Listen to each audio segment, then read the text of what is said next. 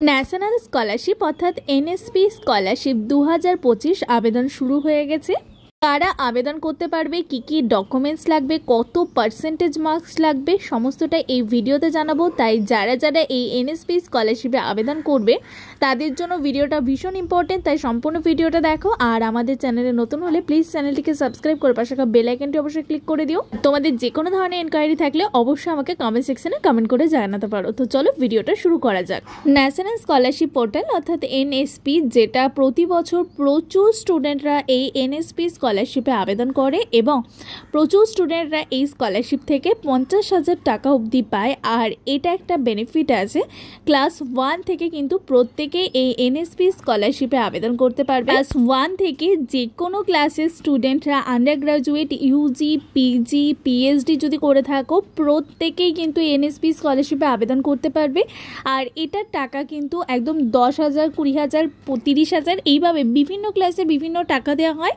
Highest 50,000 পর্যন্ত টাকা দেওয়া হয়। আর এখানে কাস্টের ব্যাপার নেই, অর্থাৎ এসটি, এসসি, ওবিসি, জেনারেল প্রত্যেকেই এই স্কলারশিপে আবেদন করতে পারবে। আর তোমরা কারা কারা এই স্কলারশিপে আবেদন করতে ইন্টারেস্টেড কমেন্ট সেকশনে কমেন্ট করে জানাতে পারো। এবার তোমাদের জানাবো এই এনএসপি স্কলারশিপে আবেদন করার জন্য তোমাদের কি কি ডকুমেন্টস লাগবে। ব্যাংকের পাসবুক লাগবে, অর্থাৎ নিজের কিন্তু ব্যাংকের পাসবুক এখানে আপলোড করতে হবে।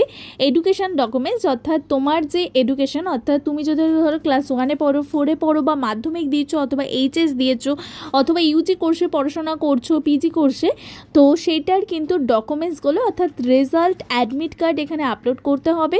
আধার কার্ড লাগবে, অর্থাৎ আধারের যে নাম্বারটা সেই আধার কার্ডের নাম্বারটা লাগবে। ডোমিসাইল সার্টিফিকেট লাগবে, অর্থাৎ তুমি যে ভারতবর্ষের নাগরিক এবং তার সাথে তুমি কোনো একটা রাজ্যে থাকছো, প্রতিটা রাজ্য থেকে যেহেতু এনএসপি স্কলারশিপে আবেদন করা যায়, তা তুমি যে রাজ্যে থাকছো সেই রাজ্যের ডোমিসাইল সার্টিফিকেট লাগবে। আর তুমি যে ইন্ডিয়ার নাগরিক সেটাও কিন্তু তোমাদের এখানে দেখাতে হবে। অতি অবশ্যই ভারতবর্ষের নাগরিকরাই এখানে আবেদন করতে পারবে।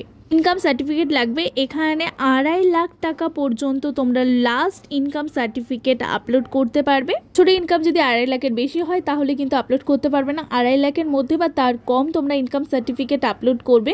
যদি তোমাদের ST, SC, OBC caste certificate থাকে তাহলে অতি অবশ্যই তোমাদের কাস্ট সার্টিফিকেটটা এখানে লাগবে, আপলোড করতে হবে। এবং তার সাথে নিজের স্কুল বা ইনস্টিটিউশন থেকে বোনাফাইড স্টুডেন্ট সার্টিফিকেট নিয়ে আসতে হবে। যদি ধরো তুমি যে স্টেটের বাসিন্দা, অর্থাৎ তুমি ধরো পশ্চিমবঙ্গে থাকো কিন্তু তুমি অন্য রাজ্যে গিয়ে পড়াশোনা করছো, তবে সেক্ষেত্রেই স্কুল বা ইনস্টিটিউশন, কলেজ থেকে বোনাফাইড সার্টিফিকেটটা এখানে আপলোড করতে হবে স্টুডেন্টদের। শিক্ষাগত যোগ্যতা তো ফার্স্টেই বলেছি, কিন্তু কত পার্সেন্টেজ থাকতে হবে, এক্ষেত্রে তোমাদের 50% থাকলেই তোমরা এই এনএসপি স্কলারশিপে আবেদন করতে পারবে।